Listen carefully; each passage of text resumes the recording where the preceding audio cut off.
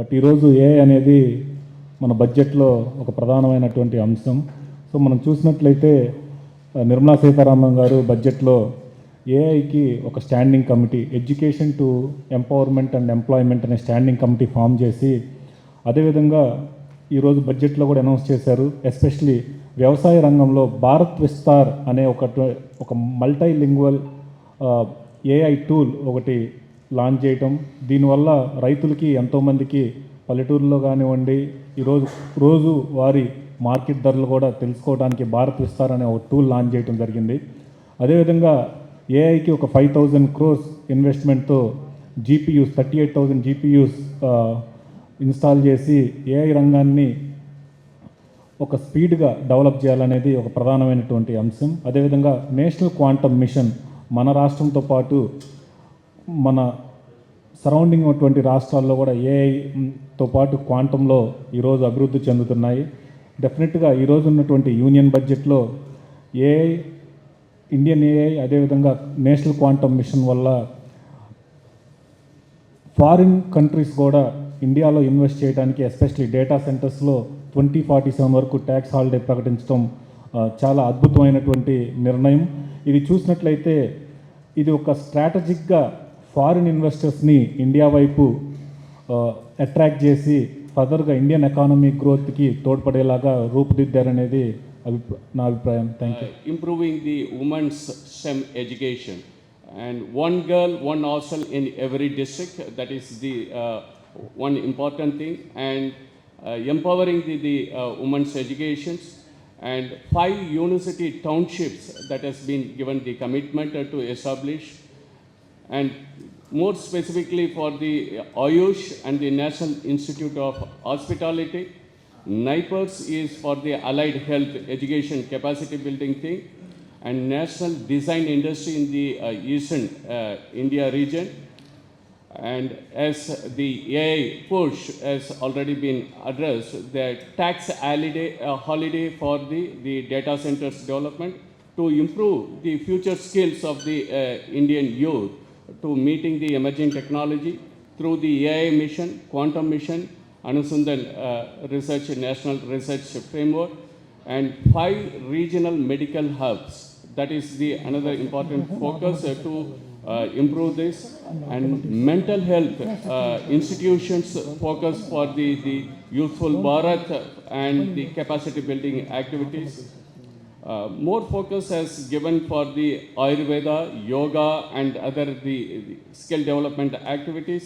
India National Semiconductor Mission, so 2.0, that gives the another industry-led research of 40,000 crore of the funding to take the process into the next higher level, and lot of pharma, biopharma, and the textile skill development activities that has been provided, and integrated skill development center is the another major important focus.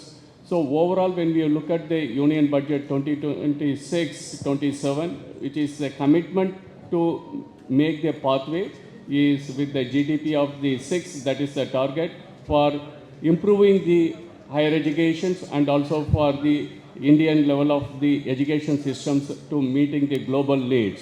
So this is the our view in terms of the education sectors in the union budget 26-27. Thank you.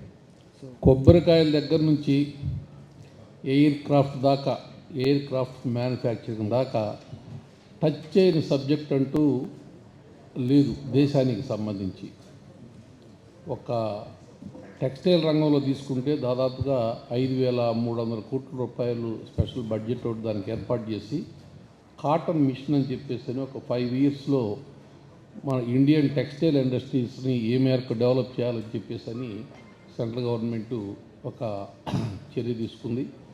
దాంట్లో భాగంగా PM మిత్ర parks అని చెప్పేసి అని ఎక్కడైతే cotton బాగా పండుతుందో, అంటే టెక్స్టైల్ ఇండస్ట్రీ ఉందో, అక్కడ ఆయా ప్రాంతాల్లో ఇది చాలా లేబర్ ఓరియంటెడ్, ఎక్కువ జాబ్స్ ప్రొవైడ్ చేయగలిగింది, తక్కువ ఇన్వెస్ట్మెంట్ తోటి ఎక్కువ job providing industry.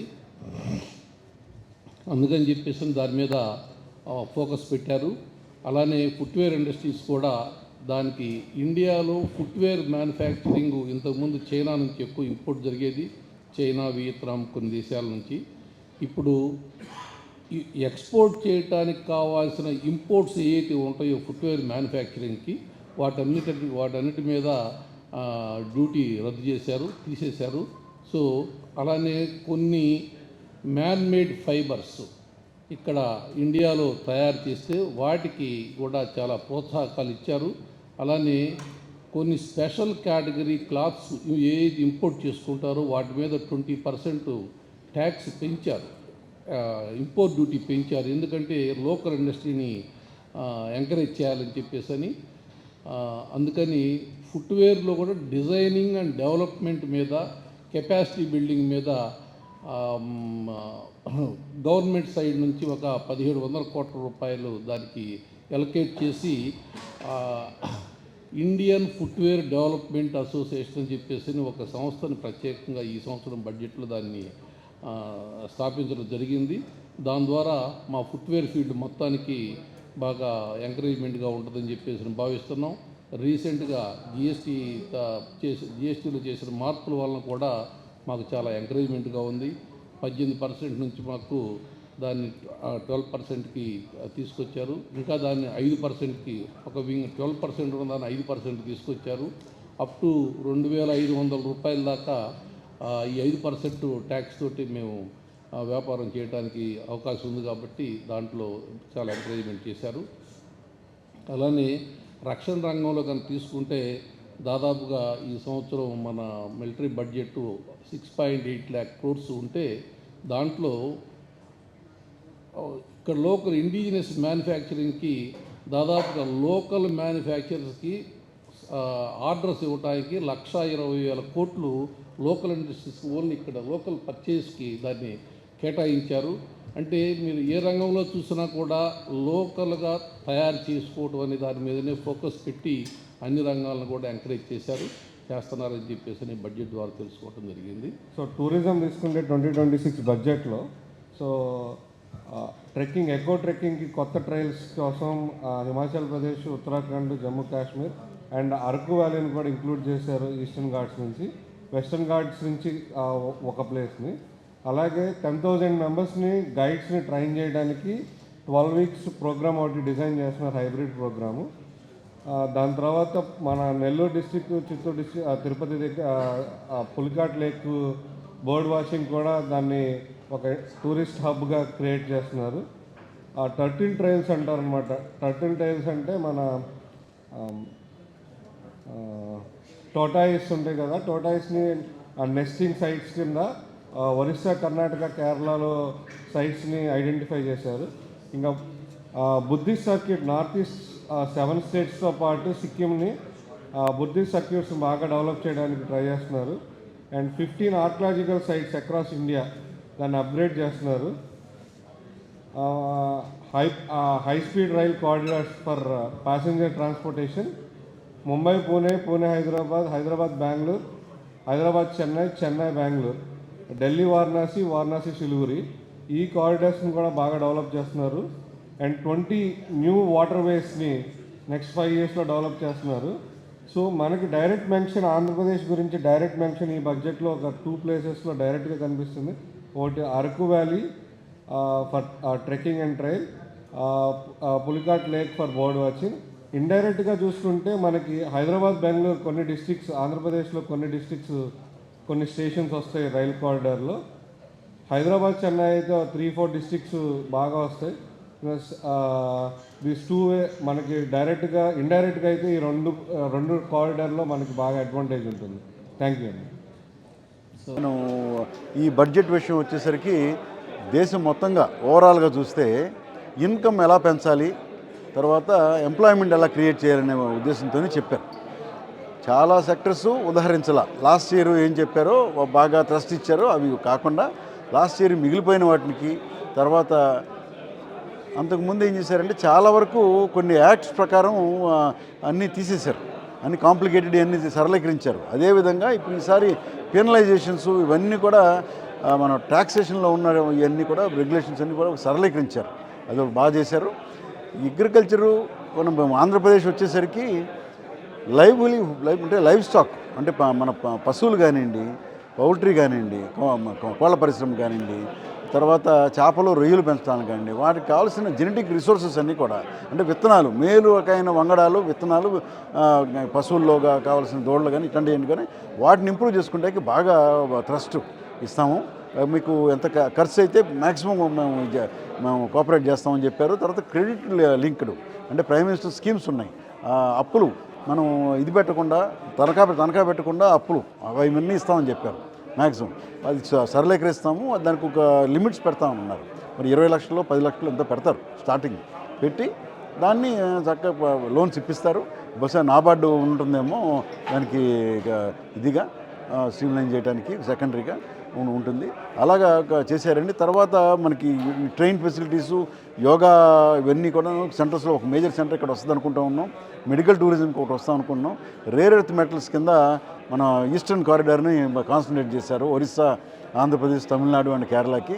Rare earth metals ఇప్పుడు మేజర్ కన్సర్న్ అయింది. అమెరికా అంత గొడవ చేస్తుందంటే కెనడా మీద మిగతా వాళ్ళ మీద రేర్ ఎర్త్ మెటల్స్ కోసమే. అవి ఉంటేనే చిప్స్ పనిచేస్తాయి, లేదా చిప్స్ పని చేయవు. మన కారు కూడా స్టార్ట్ అవుతుంది.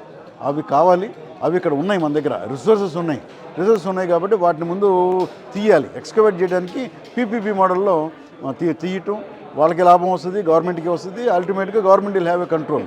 దానికి బాగా ఇంప్రూవ్ చేస్తా కనుక ఇంకా ట్రై చేస్తున్నారండి. తర్వాత మనం ఈ ఎక్స్పోర్ట్ ఓరియంటెడ్ అగ్రికల్చర్ అంటే హార్టికల్చర్లో కొబ్బరి ఒకటి, మనం జీడిపప్పు ఒకదానికి, వాల్నట్స్, మనం ఈ నట్స్ ఉన్నాయి కదండి, వాల్నట్స్, పైన్ నట్స్ వీటన్నిటిని గ్రో చేస్తే ఎక్స్పోర్ట్స్ బాగా ఇంప్రూవ్ అవుతాయి. కాబట్టి సో ఇంకా ప్రభుత్వం ఇన్కమ్ కూడా పెరుగుతుంది. ఆ ఇన్కమ్ను ఉదహరించే నెక్స్ట్ మనకు ఏమైనా ఫెసిలిటీ ఇవ్వగలరు, లేకపోతే ఇవ్వలేరు కదా. అదేనమాట చేశారండి. పర్వాలేదు, ఓవరాల్గా ట్రై చేశారు గట్టిగా. ఇది ఫిజికల్ డెఫిసిట్ తగ్గించడానికి లాస్ట్ ఇయర్ చెప్పిన దానికంటే తగ్గించారు. అది నిలబెట్టుకున్నారు మాట. బయట నుంచి ఎక్కువ అప్పులు తేలేదు కదా, కనపడతానే ఉంది కదా, దాన్ని బట్టి మరి క్యాల్కులేట్ చేస్తారు. ఓవరాల్గా బడ్జెట్ చూస్తే ముందే సీతారామన్ గారు ఒక మాట అన్నారు, యువశక్తి అనేసి. యువశక్తి అనగానే కర్తవ్యాల మీద పెట్టి, మన కర్తవ్యం ఏమిటి అంటే వాళ్ళకి ఫ్యూచర్ ఒకటి బాగా ఉండాలి అని దేశంలో.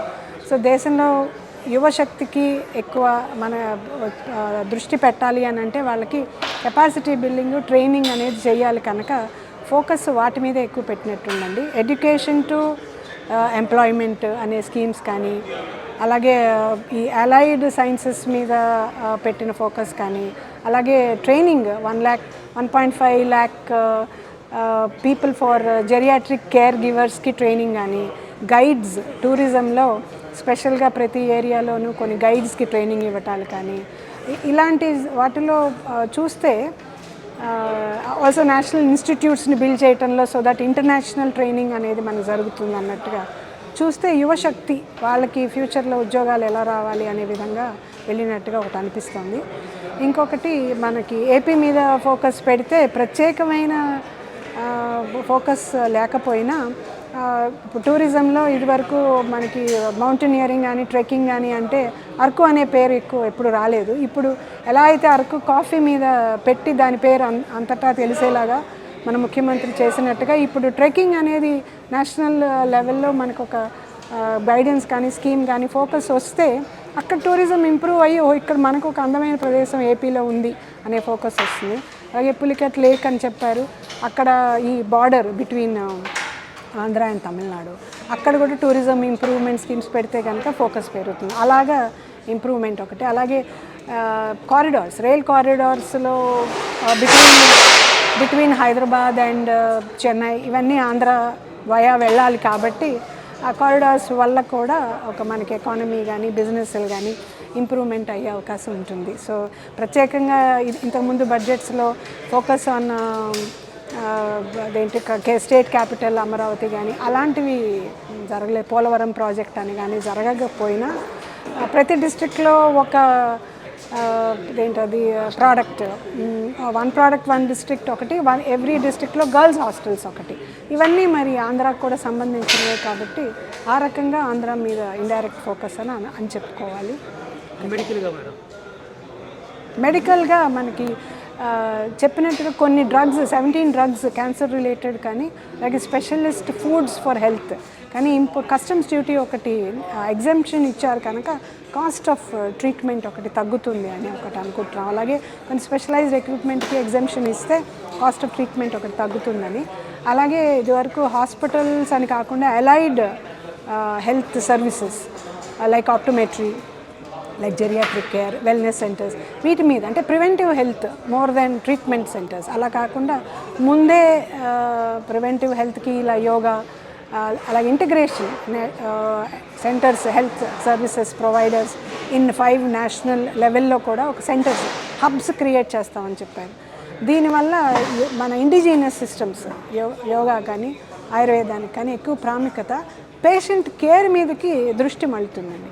మనం ఏ సిస్టంలో వాడుతున్నాం అని కాదు, పేషెంట్కి ఎక్కడ ఎప్పుడు ఏది అవసరం, ప్రివెంటివా, యోగా సిస్టమా, హోమియోనా, ఏదైనా ఏది రీహాబా, అట్లా ఈ సిస్టంలో ఈ ట్రీట్మెంట్ లేకపోతే దీనికి మా దగ్గర మందు లేదనే విధంగా కాకుండా ఏ సిస్టంలో ఏ దేని మీద ప్రముఖంగా పనిచేస్తుందో దానికి ఆ పేషెంట్ విల్ బి డైరెక్టెడ్. అలాంటి ఇంటిగ్రేటెడ్ హెల్త్ హబ్స్ ప్రొవైడ్ చేసే హబ్స్ తయారు చేయాలనే ఈ ఐడియా ఒకటి మాత్రం హెల్త్ విషయంలో చాలా బాగుందనే ఉద్దేశం అనిపించింది. ఈ పర్టికులర్ బడ్జెట్ చూస్తే it is a good budget అండి. ఎందువల్ల గుడ్ బడ్జెట్ అంటే ఈ ప్రతి ఒక్క సొసైటీలో ఉన్న ప్రతి ఒక్క ఎలిమెంట్ని టచ్ చేసింది and at the same time ప్రతి సెక్టార్ని టచ్ చేసింది. సస్టైనబుల్ అండ్ ఇంక్లూజివ్ గ్రోత్కి ఉపయోగపడే బడ్జెట్ అనమాట. సో ఓవరాల్గా ప్రతి ఒక్క సెక్టార్ అని అంటే రైట్ ఫ్రమ్ అగ్రికల్చర్ దగ్గర నుంచి aerospace, defence, nuclear power, tourism, sports, ఇలా అన్ని రకాల సెక్టార్స్ని కలగలుపులుగా తీసుకువెళ్ళిన బడ్జెట్ ఇది. సో ఏపీకి మీరు చూస్తే ఏపీకి మనకి ఎక్స్ప్లిసిట్గా ఒక అరకులో ట్రెక్కింగ్ స్పాట్ కింద ఒకటి డిఫైన్ చేయడం జరిగింది. నెక్స్ట్ 2 రకాల రైల్వే కారిడార్స్ ఏపీ నుంచి మూవ్ అవటం జరిగింది. Next rare earth magnets point of వ్యూలో మన మినరల్ ఎక్స్కవేషన్కి వన్ ఆఫ్ ద డెవలప్మెంట్కి మన యొక్క స్టేట్ అనేది ఒక విధంగా జరిగింది. నెక్స్ట్ ఇండైరెక్ట్గా చూస్తే ప్రతి జిల్లాలోనూ ఒక ఉమెన్స్ హాస్టల్ పెడతానన్నారు. మనకి 26 జిల్లాలు ఉన్నాయి. ఇండైరెక్ట్గా మనకి 26 జిల్లాలలోనూ 26 హాస్టల్ వస్తాయి. దట్ ఈస్ ఎ బెనిఫిట్ అనమాట ఒకటి. నెక్స్ట్ ఎంఎస్ఎంఈకి క్యాష్ అవైలబిలిటీ కోసం డిఫరెంట్ స్కీమ్స్, డిఫరెంట్ ఇన్సెంటివ్స్ ఇవ్వటం జరిగిందనమాట. రైట్ ఫ్రమ్ యాక్సలరేటెడ్ డిప్రిసియేషన్తో పాటు. దానివల్ల ఏమవుతుంది, ఆంధ్రప్రదేశ్లో ఉన్న ఎంఎస్ఎంఈ దగ్గర అవైలబిలిటీ ఆఫ్ ద క్యాష్ పెరగటం వల్ల ఆటోమేటిక్గా మీకు అక్కడ ఎంప్లాయ్మెంట్ అనేది క్రియేట్ అవుతుంది. Next skill development centres. Skill development centres ఎక్కడెక్కడైతే నీడ్ అండ్ రిక్వైర్మెంట్ ఉందో ఆ పర్టికులర్ ఇండస్ట్రియల్ పార్క్స్ పక్కన స్కిల్ డెవలప్మెంట్ సెంటర్స్ పెట్టడం మన యొక్క యూత్, మన యొక్క స్టేట్లో ఉన్న యంగ్స్టర్స్కి స్కిల్ డెవలప్ అయ్యి ఇండస్ట్రీ ఎకో సిస్టమ్ ఎప్పుడైతే డెవలప్ అయిందో ఆటోమేటిక్గా జాబ్స్ క్రియేట్ అవుతాయి, సెల్ఫ్ సస్టైన్డ్గా తయారవుతారు పీపుల్ కూడా. ఈ విధంగా డైరెక్ట్లీ అండ్ ఇండైరెక్ట్లీ చాలా బెనిఫిట్లు ఉన్నాయి మన ఆంధ్రప్రదేశ్కి. ఈరోజు ప్రవేశించినటువంటి బడ్జెట్ మన రాష్ట్రానికి, అదేవిధంగా వికసిత్ భారత్ 2047కి అలైన్ ఉందని చెప్పేసి చెప్పవచ్చు. ముఖ్యంగా రైతులకి పెద్దపీట వేశారు. ఆక్వా రంగం కానివ్వండి, కోకోనట్, కోకా, ఆల్మండ్స్, శాండల్వుడ్, ఈ ప్రత్యేకంగా ఈ ఏరియాస్లో ఉన్నటువంటి రైతులకి ఈ బడ్జెట్ ప్రత్యేక రూపకల్పన కల్పించింది. మరో ముఖ్యమైనటువంటి విషయం ఏంటంటే ఎన్ఆర్ఐ ఇన్వెస్ట్మెంట్స్. ఇదివరకు ఎన్ఆర్ఐలు 5% స్టాక్ మార్కెట్లో ఇన్వెస్ట్ చేసే ఆపర్చునిటీ ఉంది. ఇప్పుడు 5% నుంచి 10% పిఆర్ఓఐ కింద, అదేవిధంగా టోటల్ కంపెనీ ఇన్వెస్ట్మెంట్స్ కూడా 10% నుంచి 24% పెంచడం జరిగింది.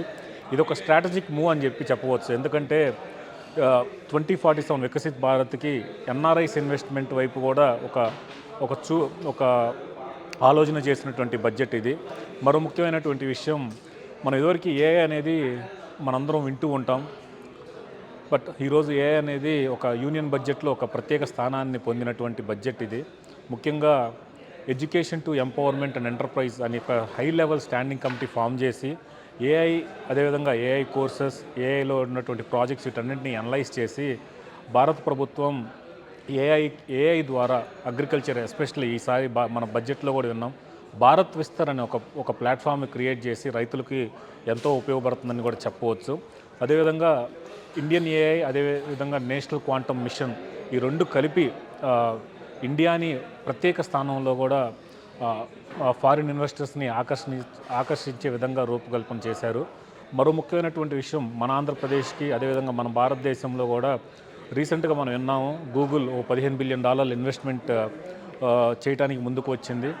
సో 2047 వరకు ట్యాక్స్ హాలిడే ప్రకటించడం అనేది చాలా సంతోషకరం, అదేవిధంగా ఒక శుభ పరిణామం అని కూడా చెప్పవచ్చు. ఎందుకంటే ఆంధ్రప్రదేశ్ డెవలప్ అవడానికి, ఆంధ్రప్రదేశ్ రెవెన్యూ డెవలప్ అవడానికి ఇది ఒక ప్రత్యేక బడ్జెట్ అని కూడా చెప్పవచ్చు.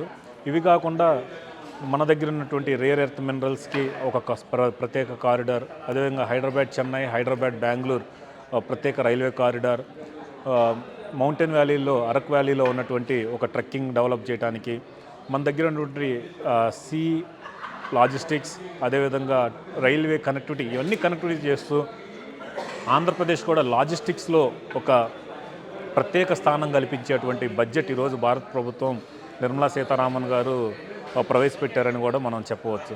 ఇవి కాకుండా మన విశాఖపట్నం సెజ్లో ఉన్నటువంటి ఫార్మా రంగానికి తోడ్పాటు అందించినటువంటి బయోశక్తి ప్రత్యేకంగా ఒక 10,000 కోట్లు కేటాయించడం, అదేవిధంగా ఎంఎస్ఎంఈస్లో ఎస్ఎంఈస్కి క్లస్టర్స్గా ఏర్పాటు చేసి ఒక 10,000 కోట్లు దానిలో ఏర్పాటు చేయటం, ఎప్పుడూ లేనటువంటి విధంగా ఈసారి ఆయుర్వేద, అదేవిధంగా హెల్త్లో ఒక ప్రత్యేక స్థానాన్ని కల్పించింది. మరో ముఖ్యమైనటువంటి విషయం, డిసేబుల్ పీపుల్కి ఒక 5,000 ఏవీజీసీలు, అదేవిధంగా 500 కాలేజెస్, 5,000 స్కూల్స్ ఏర్పాటు చేయడానికి కూడా భారత ప్రభుత్వం ముందుకు రావడం చాలా ఆకర్షణీయమైన విషయం, అదేవిధంగా అభినందనించమైన విషయం. Thank you. ఇప్పుడు ఇవాళ మన మేడం నిర్మలా సీతారామన్ గారు ఫైనాన్స్ మినిస్టర్ వారు చెప్పిన ప్రసంగంలో, బడ్జెట్ ప్రసంగంలో డైరెక్ట్ ట్యాక్సెస్, ఇండైరెక్ట్ ట్యాక్సెస్ గురించి నేను నాకున్న అవగాహన చెప్తానండి. డైరెక్ట్ ట్యాక్సెస్లో మేడం ఏం చెప్పారంటే 2025లో వాళ్ళు ప్రపోజ్ చేసిన న్యూ రెగ్యులేషన్ ట్యాక్స్ సిస్టమ్ని 1 ఏప్రిల్ 2026 నుంచి ఇంప్లిమెంట్ చేస్తున్నారు.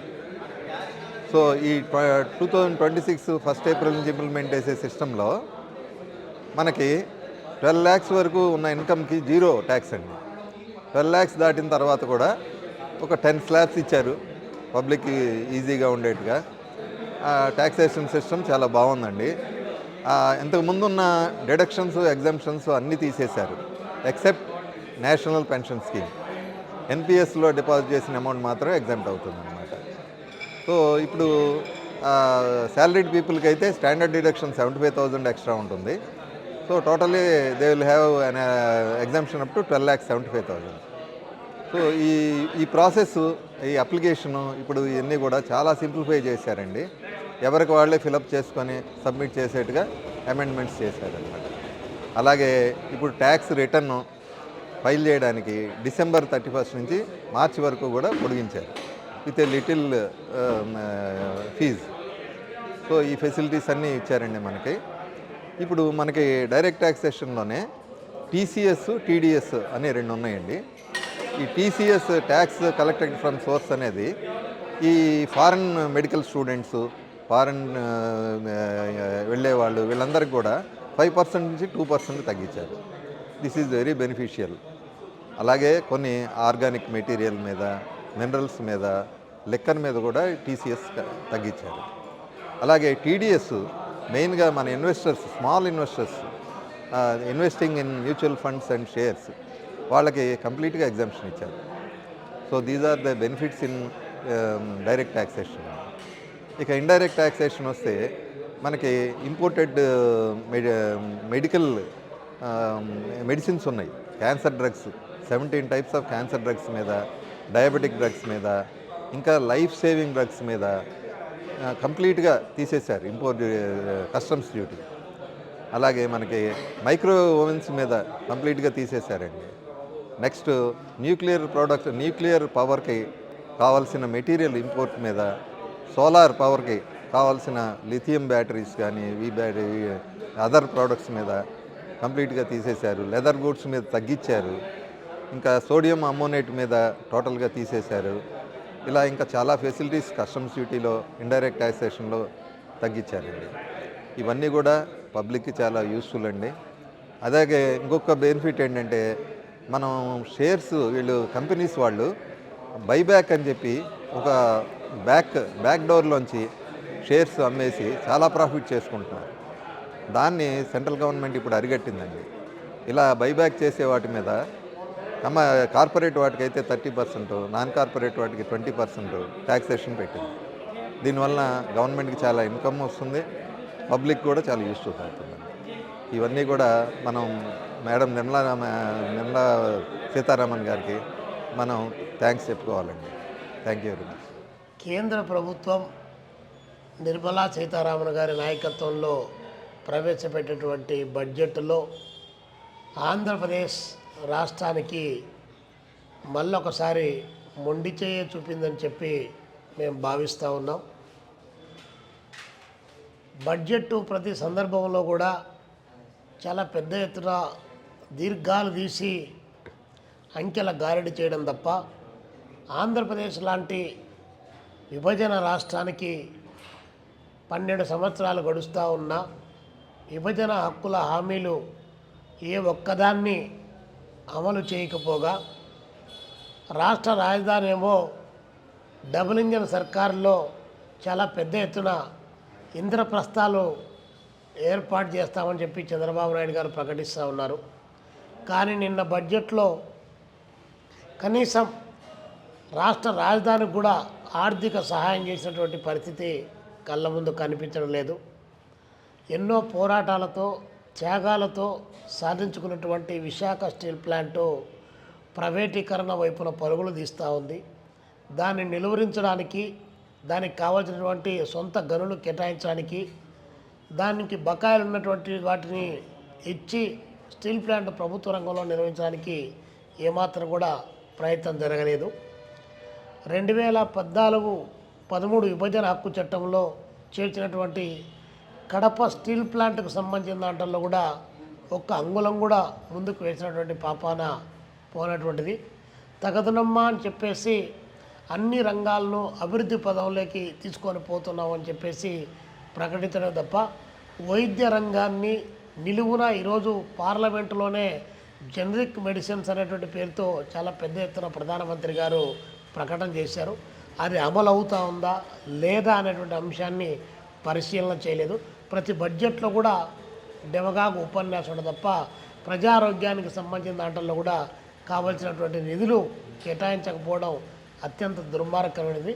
ప్రజలు తమ శ్రమ ద్వారా సంపాదించిన సంపాదనలో 175% కేవలం విద్య, వైద్యం రంగాలకే పూర్తిగా ఖర్చు అవుతున్నటువంటి సందర్భం. అందరూ కూడా పాలక వర్గాలు ఏ పార్టీ అధికారంలోకి వచ్చినా, ప్రత్యేకించి బీజేపీ పార్టీ అన్ని సంక్షేమ పథకాలు ఏర్పాటు చేస్తున్నామని చెప్తున్నారు తప్ప విద్యకు వైద్యం ఉచితంగా ఇస్తామని చెప్పేసి ప్రకటించడం లేదు. కాబట్టి ఓట్లు రాల్చుకోగలిగినటువంటి వాటిపైనే దృష్టి పెడుతున్నారు తప్ప ప్రజలను శ్రమ సంపదలో భాగస్వాములు చేసి వచ్చినటువంటి సంపద వారికి సమానంగా పంపిణీ చేయడానికి కావాల్సినటువంటి ప్రయత్నం ఎక్కడ కూడా జరగనటువంటిది. అదేవిధంగా ఈరోజు జాతీయ గ్రామీణ ఉపాధి హామీ పథకం పేరు మార్చారు. మహాత్మా గాంధీ పేరు వింటేనే ఆర్ఎస్ఎస్ పార్టీకి, బీజేపీ పార్టీకి వణుకు పుట్టేటువంటి పరిస్థితి ఉంది. అందుకని చెప్పేసి విబీజీ రామ్జీ అనేటువంటి పద్ధతుల్లో రామ్ అనేటువంటి జపాన్ని చేయించేటువంటి పద్ధతుల్లో ఈరోజు దాని పథకానికి పేరు మార్చి అది రాష్ట్రాలు కూడా 40% భరించాలని చెప్పి దానిపైన భారం వేశారు తప్ప గతంలో లాగా జాతీయ గ్రామీణ ఉపాధి హామీ పథకానికి నిధులు పెంచి 100 రోజుల పాటు పని దినాలు పెంచేటువంటి పద్ధతుల్లో ఏమాత్రం కూడా చర్యలు తీసుకోలేదు. ఇప్పుడు దాంట్లో 125 రోజులు, 50 రోజులకే గతి లేదంటే 125 రోజులు అని చెప్పేసి ప్రకటించుకుంటారు.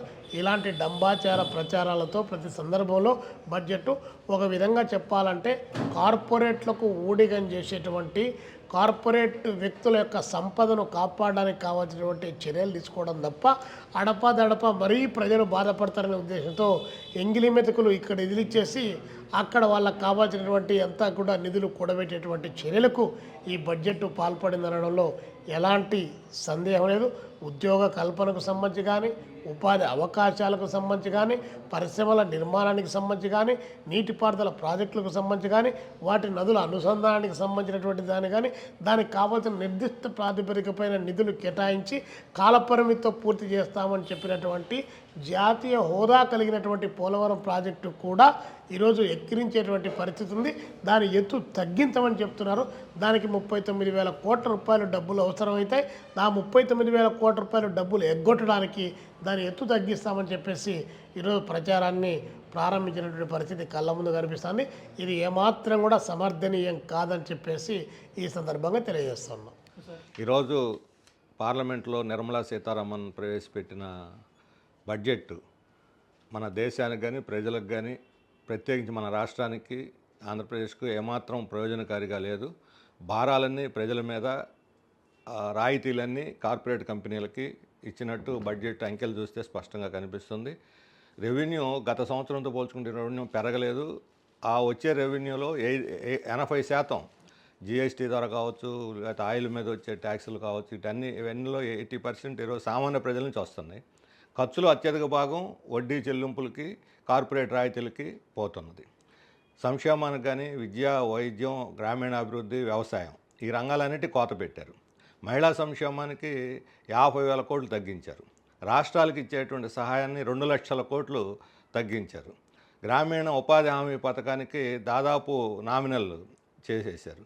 మొత్తంగా చూసుకున్నప్పుడు ఈ బడ్జెట్ పెట్టిన తర్వాత షేర్ మార్కెట్ 400 పాయింట్లు పడిపోయింది. ఎక్కడైనా ఏదైనా హోప్ ఉంటే పెరుగుద్ది. షేర్ మార్కెట్ పడిపోయిందంటేనే ఇది చాలా నిరుత్సాహకరమైనటువంటి బడ్జెట్, దేశానికి ఉపయోగపడేది కాదనేది అర్థమవుతుంది. మొన్న ఎకనామిక్ సర్వేలో ప్రపంచం అంతా సంక్షోభంలో మనం నిలదొక్కుంటున్నామని చెప్పారు. ఈరోజు బడ్జెట్ చూస్తే అత్యంత నాసిరకంగా ఈ బడ్జెట్ ఉన్నది. మన ఆంధ్రప్రదేశ్కి సంబంధించినంత వరకు విశాఖ ఉక్కుకి గత బడ్జెట్లో 3,000 కోట్లు కేటాయించారు. ఈ బడ్జెట్లో 0. పోలవరం అత్యంత ప్రతిష్టాత్మకమైనది. 12,000 కోట్లు అవసరమని రాష్ట్ర ప్రభుత్వం కోరి 5,900 కోట్లకి టెండర్ పెడితే ఇండెంట్ పంపిస్తే ఇప్పుడు 3,100 కోట్లు కూడా 3,200 కోట్లు కూడా దీంట్లో కేటాయించలేదు.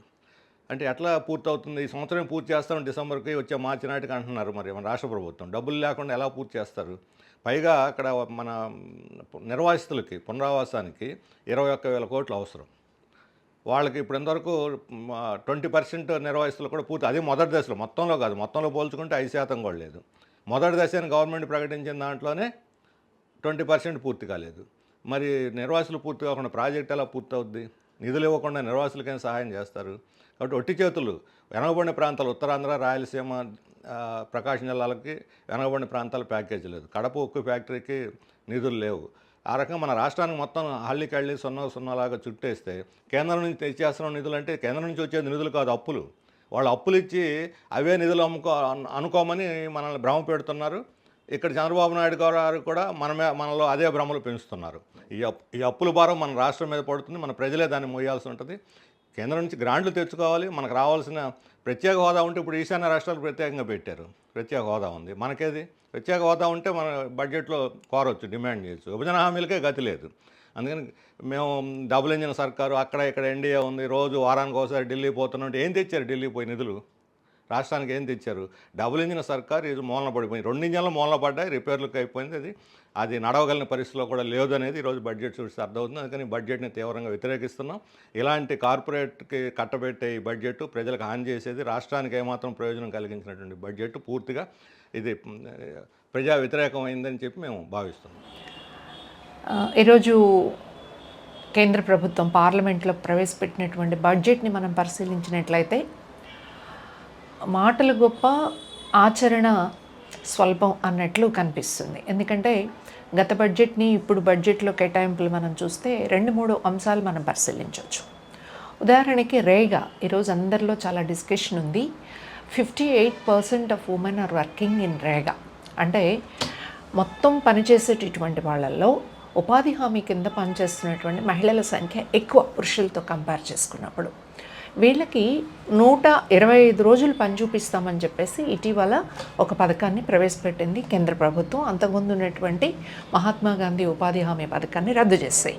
మంచిది, 125 రోజులు పెడతామని చెప్పేసి అంటే ఎవరైనా సంతోషించాల్సిందే. దాని ప్రకారం లెక్క ప్రకారం ఎంత కేటాయించాలి అంటే సుమారుగా 2 లక్షల కోట్ల రూపాయలు కేటాయించాలి. ఇప్పుడు మనం చూస్తే ఈ సంవత్సరం బడ్జెట్లో ఎంత కేటాయించారు అంటే 44,506 కోట్లు. దీనికి ఇది 60% అనుకోండి, 40% స్టేట్ గవర్నమెంట్స్ ప్రొవైడ్ చేయాలి ఇప్పుడు కొత్త చట్టం ప్రకారం. అప్పుడు ఇది 60 lakhs కూడా కాదు, అంటే ఏమవుతుంది మొత్తం కలిపినట్లయితే ఒక 1,00,000 కోట్లు కూడా కాదు, సుమారుగా 1,80,000 కోట్ల రూపాయల అవసరం అనేది అనేక మంది చెప్తా ఉన్నది. ఉపాధి హామీ 100 రోజులు కొనసాగించాలన్నా ఇప్పుడు 44,000 కోట్లు, రాష్ట్ర ప్రభుత్వాలు 40% కనుక చూసినట్లయితే ఫైనల్గా ఎంత అవుతుంది అని చెప్పేసి అంటే సుమారుగా ఒక 65,000 కోట్లు అవుతుంది. ఇది 100 రోజుల పని కాదు కదా, 50 రోజుల పని కూడా ఇవ్వలేదు, కేవలం 2 వారాలు 3 వారాల పని మాత్రమే కల్పించగలిగేటటువంటి పరిస్థితి. అందుకనే అచ్చాదించ అని చెప్పేసి సాగదీసి 15 లక్షల ప్రతి అకౌంట్లో వేస్తామని చెప్పేసి సాగదీసి ఎలా చేశారో ఈరోజు బడ్జెట్కి అది ఒక్క ఉదాహరణ మనం చూస్తే సరిపోతుంది. ఇక ప్రభుత్వం కేటాయింపులకి వాస్తవ ఖర్చుకి తేడా ఎలా ఉంటుంది అని చెప్పేసి చూసినట్లయితే ఈ సంవత్సరం జెడ్డర్ బడ్జెట్ కింద 5 లక్షల కోట్ల రూపాయలు లెక్క చెప్పారు. మంచిది. గత సంవత్సరం బడ్జెట్ మనం చూసినట్లయితే 4,49,00,000 కోట్ల రూపాయలు కేటాయించారు. ఖర్చు ఎంత పెట్టారు? 3.9 లక్షల కోట్ల ఖర్చు పెట్టారు. అంటే కేటాయింపులకి వాస్తవంలో ఖర్చు పెట్టేదానికి మనం కనుక చూసినట్లయితే 70 to 75% ఉంటుంది. రెండవది ఏమిటి అని చెప్పేసి అంటే ABC 3 పార్ట్లు ఉంటాయి జెండర్ బడ్జెట్లో. ఏ ప్లాన్లో మొత్తం 100% ఉమెన్కి అలాట్ చేసేది, బి పార్ట్లో 40% అలా అలాట్ చేసేది, 3 పార్ట్లో 30% బిలో అలాట్ చేసేది. 30% బిలో అంటే ఉదాహరణకి హౌసింగ్ స్కీమ్ ఉందనుకోండి, హౌసింగ్ స్కీము బి ప్లాన్లో ఉంటుంది. హౌసింగ్ చాలా చోట్ల ఇప్పుడు గవర్నమెంటు మన స్టేట్లో మనం చూసినట్లయితే, తెలంగాణ స్టేట్లో చూసినట్లయితే వాస్తవానికి ఉమెన్ పేరుతోనే ఇస్తారు. కానీ అది ఉమెన్ ఒక్కటికైనా వాస్తవంగా మన దేశంలో ఉమెన్ పేరుతో ఉన్న అది అత్తగారింటి దగ్గర ఉండేటటువంటి ఇల్లు, భర్తకే పెత్తనం ఉంటుంది తప్ప భార్యకేం పెత్తనం ఉండదు. అంటే అది ఉమ్మడి ప్రయోజనం, కుటుంబ ప్రయోజనం. కానీ దాన్ని కూడా జెండర్ బడ్జెట్ కింద చూపిస్తున్నారు. మహిళలకు అచ్చంగా మహిళలకే కేటాయించే బడ్జెట్ ఏదైనా ఉంది అంటే అది పోషన్ బడ్జెట్, అట్లాగే చైల్డ్ మ్యారేజెస్ ప్రివెంటివ్ బడ్జెట్, ఇట్లాంటి కొన్ని బడ్జెట్స్ మాత్రమే 100% మహిళల కోసం కేటాయించేది ఉంది. ఈ పోషణ బడ్జెట్ కేటాయింపుల్లో కూడా తగినంత కేటాయించట్లేదు అనేటటువంటిది పదే పదే మనం అనేక సందర్భాల్లో చూస్తున్నాం. దాని ఫలితంగా అవసరమైనటువంటి అంగన్వాడీ కేంద్రాలు ఇట్లాంటివి పెట్టడానికి ఉండదు. ఇంకొక పెద్ద గొప్ప విషయము మీరు చూడగానే ఇవాళ బడ్జెట్ స్పీచ్ హైలైట్స్ ఏమిటి అంటే షీ అంటే దానికి ఒక కొత్త దీన్ని పెట్టారు, సెల్ఫ్ ఎంప్లాయిడ్ ఎంటర్ప్రెన్యూర్షిప్. అంటే మహిళలట ఇప్పటిదాకా అప్పులు తీసుకునే వాళ్ళుగా ఉన్నారట, ఇప్పుడు వాళ్ళు ఎంటర్ప్రెన్యూర్స్గా డెవలప్ అవుతారట. ఏమిటి వీళ్ళు పెడుతున్నటువంటి స్కీము దీనికి అని చెప్పేసి అంటే కమ్యూనిటీ బేస్డ్గా వీళ్ళందరితో కలిపి ఒక మార్ట్ పెడతారట. మన రాష్ట్రంలో జగనన్న మార్ట్ అనేది పెద్ద ఉదాహరణ మనందరి ముందుంది. జగనన్న మార్ట్లో ప్రతి మహిళ చేత పెట్టుబడి పెట్టించారు. ఆ పోగైనటువంటి లక్షల రూపాయలు, కొన్ని చోట్ల కోట్ల రూపాయలు కూడా అధికారులు, రాజకీయ నాయకులు అవినీతితో తినేశారు. వీళ్ళు కడుపు మార్చుకుని పేద మహిళలు పోగేసుకున్నటువంటి పైసా వాళ్ళ పరమైపోయింది. ఈరోజు జీరో అకౌంట్లో జగనన్న మార్ట్లు మిగిలిపోయినాయి. ఎవడు దానికి సమాధానం చెప్పేవాడు లేడు. వీళ్ళు రేపు చేయబోయేది ఏమిటి అని చెప్పేసి అంటే డోక్రా మహిళల డబ్బులు ఇవాళ మన రాష్ట్రంలో 20,000 కోట్ల రూపాయలు ఉన్నాయి. అలాగే దేశంలో కూడా మహిళల పొదుపు డబ్బులు ఉన్నాయి. ఈ పొదుపు డబ్బులను ఉపయోగించుకునే దానికి ఆంక్షలు పెడుతున్నారు. కానీ రెండో వైపు వీళ్ళ చేత మార్ట్లు పెట్టమని చెప్పేసి మల్టీనేషనల్ కంపెనీల సరుకులు అమ్మించేటటువంటి వేదికలుగా ఇవి మారుతూ ఉన్నాయి. సో ఇది మనం చూసినట్లయితే ఎంత మహిళల్ని మోసం చేయడానికి ఉపయోగపడుతుంది అనేటటువంటిది మనకు తెలుస్తుంది. మొన్న 29వ తేదీ పెట్టినటువంటి ఎకనామిక్ సర్వే, ఆర్థిక సర్వేలో మహిళల పని పెరిగింది, ప్లస్ ఇండియన్ ఎకానమీని డెవలప్ చేయడంలో మహిళల యొక్క కంట్రిబ్యూషన్ చాలా ఉంది అని చెప్పేసి పేర్కొన్నారు. మంచిది. వాస్తవం కూడా అది. మహిళల శ్రమ లేకుండా ఈరోజు ఆర్థిక అభివృద్ధి లేదు. కానీ మహిళల అభివృద్ధి కోసం కేటాయించబడినటువంటి సొమ్ములు ఎంత అని చెప్పేసి చూస్తే, మీరు ఇంతకుముందు లెక్కలు కనుక చూసినట్లయితే నిర్భయ ఫండ్ అనేది ఒకటి ఉంది మనకి. నిర్భయ ఫండ్ కింద అలాట్ చేసినటువంటి 1000 కోట్ల రూపాయలు ఖర్చు కాకుండా అక్కడే ఉంటుంది. ఏదైనా ఖర్చు అయింది అంటే అది అడ్వర్టైజ్మెంట్స్ ఖర్చు అవుతుంది. అంటే వాస్తవంగా లబ్ధి చేకూరాల్సినటువంటి మహిళలకు కానీ, లేదు మహిళల మీద జరుగుతున్నటువంటి అత్యాచారాలు ప్రివెంట్ చేయడానికి కానీ లేదు. అట్లాగే చైల్డ్ మ్యారేజెస్ ప్రివెన్షన్ కోసం ఒక కాల్ నెంబర్ ఉంది. మీరు కాల్ చేసి చూడండి, దాని నుంచి మనకు రెస్పాన్స్ వచ్చేటటువంటి పరిస్థితి లేదు. అసలు ఈరోజు ఎడ్యుకేషన్ సిస్టంలో అంటే ఒక క్యురికులం తయారు చేసింది పిల్లలకు ఎడ్యుకేషన్ తయారు చేయడానికి, ఇవన్నీ కూడా అసలు ప్రశ్నించడానికి వీల్లేనటువంటి ఒక సాంప్రదాయబద్ధమైనటువంటి పద్ధతుల్లో దీన్ని తీర్చిదిద్దుతున్నారు. పైగా ఈ ఎడ్యుకేషన్ సిస్టమ్ ఆడపిల్లల్ని స్కూల్ నుంచి బయటకు నెట్టేస్తుంది. ఒకే ఒక ఎగ్జాంపుల్ మనం చూడొచ్చు. మీరు గ్రామాల్లో 3వ తరగతిని తీసుకెళ్ళి మార్చిన తర్వాత సింగిల్ టీచర్స్ స్కూల్స్ అయిపోయినాయి, ఇవన్నీ క్లోజ్ అవుతూ ఉన్నాయి. ఉత్తరప్రదేశ్లో బీజేపీ అధికారంలో ఉన్న చోట చాలా ఎక్కువ స్కూల్స్ క్లోజ్ అయిపోయినాయి. క్లోజ్ అవ్వడం అంటే ఆడపిల్లల చదువులు అయిపోవడం. ఈ ఆడపిల్లల చదువుల్ని ఉద్ధరించడానికి ఒక పథకం కూడా మనకి ఇందులో కనిపించదు. సో మనం చెప్పుకోవాలి అని చెప్పేసి అంటే మాటలు చాలా చాలా భారీగా చెప్తున్నారు. మహిళలని పీడించడానికి కావాల్సినటువంటి పథకాలన్నీ ఇందులో రూపొందించారు అని మనం చెప్పచ్చు.